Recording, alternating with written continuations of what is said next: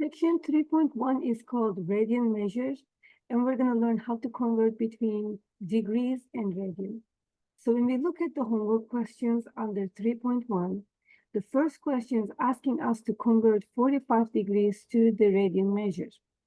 So the relationship between radian and degrees would be pi, when we express an angle as a pi, is equal to 180 degrees. So this is a fact. So that means 2 pi will be equal to the 360. So when I have 45 degrees and I need to express this angle in terms of pi, I can just multiply 45 by pi over 180. When I multiply any angle by pi over 180, pi is equal to 180 degree. And then when you divide 180 degree by 180 degree, the result is just 1. So basically, I'm still multiplying by 1, and I'm not changing the numerical value of this, but this will allow me to do some cancellation between 45 and 180 degrees. 180 can goes into 184 times, and then the pi will stay at the numerator, and 4 is going to stay in the denominator. So 45 degrees. This angle can be represented as pi over 4 in terms of radians. So when I express the angle as pi over 4, I am using the radian measure, but when I am using 45 degrees, I am using the degree measure of the angles. This is how we're going to do question 1 on the homework. We have multiple questions to practice. So second question is asking me to practice 225 degrees. Just like the first question, I'm going to multiply 225 by pi over 180. So 225 and 180, I need to do my best to simplify them as much as possible. So I know that 225 is a multiple of 5, multiple of 45. 5 times 45 is equal to a 225. You know these numbers very well when you spend enough time on this class. So when I divide this by 45, it gets me a 5. When I divide 180 by 45, it gets me a 4. So the numerator has 5 pi and the denominator has 4. When I'm double checking my work, I always know that pi over 4 is 45. And when I multiply 5 by 45, I'm going to end up with 225. Question 3. It's another number that we need to convert. That's 150 this time. So the method will be the same, just the simplification of the fraction will be different. So when I need to convert this to a radian measure, I need to do 150 times pi over 180. Again, I can cancel the 0 with this 0. Top 0 cancels the bottom 0. So I have 15 pi over 18 to simplify next. And I know that I can divide both of these numbers by 3. And when I divide 15 by 3, that gets me a 5. When I divide 15 by 3, that gets me a 5. And then when I divide 18 by 3, that gets me a 6. And then I have the pi at the top. So 150 degrees is the same thing as 5 pi over 6. So let's just double check our work. Pi means 180 degrees. 180 divided by 6 is 30 degrees.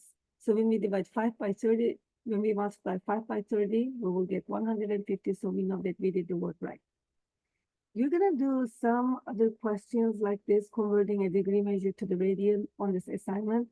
What happens if the angle is a negative angle? So for example, like negative 60 degrees. Now, don't forget that negative just means direction. It has nothing to do with our degree or the radian measure. Negative is the direction. So when I'm converting this degree to a radian measure, the direction comes with me. The sign just comes with me. I'm copying it because I cannot convert a negative to anything because it shows the direction of the angle. So instead of when we are drawing this angle on the unit circle, positive 60 would go this direction, but negative 60 goes this direction. So since it is direction, negative comes with me. But when I'm converting 60 degrees, 60 will be multiplied by pi over 180 as usual. So the answer is going to still have the negative because this shows the direction. And I can divide 60 by 180 and equals 3 times. So the answer will be negative pi over 3 for this homework question.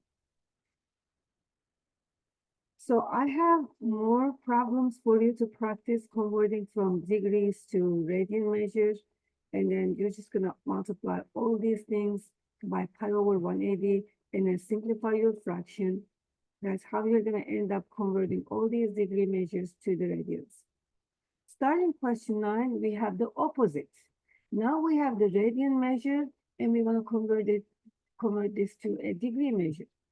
So the question is 2 pi over 3 for number 3. So when I have 2 pi over 3 and I'm trying to convert this to a degree measure, I'm going to copy my 2. Instead of pi, I'm going to plug in 180 degrees because that's what pi is equal to. Pi is always equal to 180 degrees. And then this will be divided by 3. You can multiply these two numbers first, and then you can divide them by 3 if you like. But I like to divide first to make my multiplication easier. So when I divide these two numbers, that gets me 60, because 180 divided by 3 is just 60. And then when I multiply 2 times 60, that will give me 120 degrees. So this will be the answer for this question. 2 pi over 3 is equal to the 120 degrees. We will practice this skill multiple times. So when we have 7 pi over 4, and then we want to convert this to degrees, again, 7 will stay. Instead of pi, I'm going to plug in 180 degrees, and 4 is going to stay. Although I can multiply them first, I like to do the division first. So when I divide these two numbers, I know that I'm going to get 45 degrees. And then when we multiply 7 by 45, we will get 315 degrees as an answer for this question here. When you keep working on this assignment, you're going to see that you have more questions to practice this skill, converting a radian to the degrees. If the angle is negative, the answer is going to still have a negative because this just shows the direction. And then this is converting radian and degree is very important because you will have to do this when you are practicing with trigonometric functions.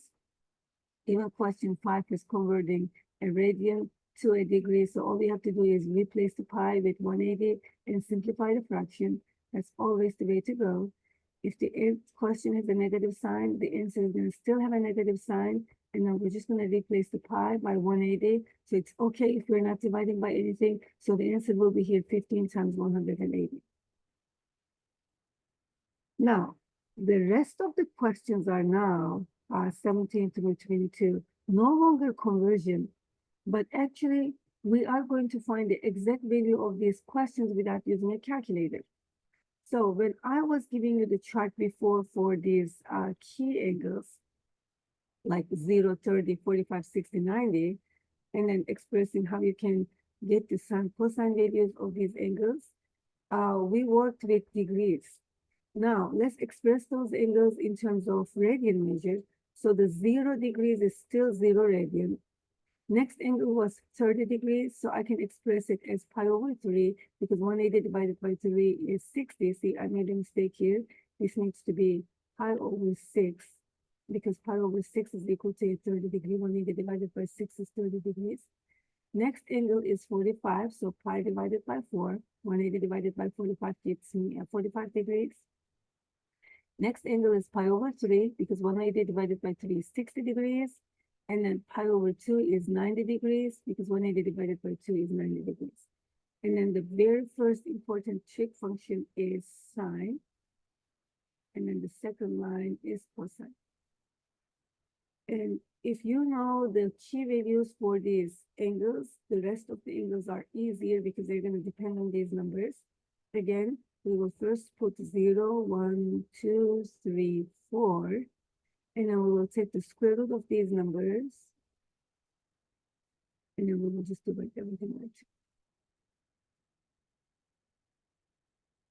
2. Okay, square root of 0 divided by 2 is just a 0, so this just simplifies to a 0. Here. I think instead of trying to worry about how to erase them, we'll just put a different color. This is just a 0. Square root of 1 divided by 2 is just, this is 1 over 2. So this will just simplify to a 1 over 2. This one stays the same. This one stays the same. Square root of 4 is 2. 2 over 2 is just 1. And then since we have the sine values of these angles, for cosine, we're just going to write these numbers in reverse order. So 1 will come to the first spot. √3/2 is going to move to the second step. This is in the middle, stays in the middle. 1/2 will be copied here, and 0 will be the last number. Now, since we know the sine and cosine value for these angles, the rest of the angles will be referring to these angles. So for example, in this question, I need to find sine of 2π/3. So since 2π/3 is not the acute angle, this is actually, if we plug in 180 here, 180 divided by 3 is 60, 2 times 60 is 120. So this is 120 degrees. It's not an acute angle, so I need to find its reference angle. To find the reference angle, because this is in quadrant 2, the way to find the reference angle is pi minus 2π/3. That's 3π/3, and then that will refer to pi/3. So the reference angle will be pi/3. So this will be the exact same thing as sine of pi/3. I just have to make sure the signs are the same as well. 2π/3 is in quadrant 2, and sine is positive in quadrant 2. So when I make it equal to the sine of pi/3, I don't have to worry about the sign because this is also a positive value. And then sine of pi/3, when I look at from my chart, sine of pi/3 is √3/2, and I am done with this question. If you're struggling to do mental calculations using the radians, you're very welcome to convert these angles in degrees in your head and then think about the sine and cosine values in the reference angles if you like. So rest of the questions are on the homework, is thinking about the trig values of these key essential angles in pre-calculus, the trigonometry, but using the radian measure. So we worked on these skills before, but in terms of degrees.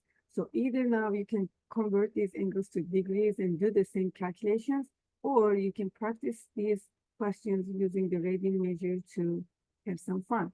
And then all of the rest of the questions are thinking the exact value of these trigonometric functions. That's it for 3.1.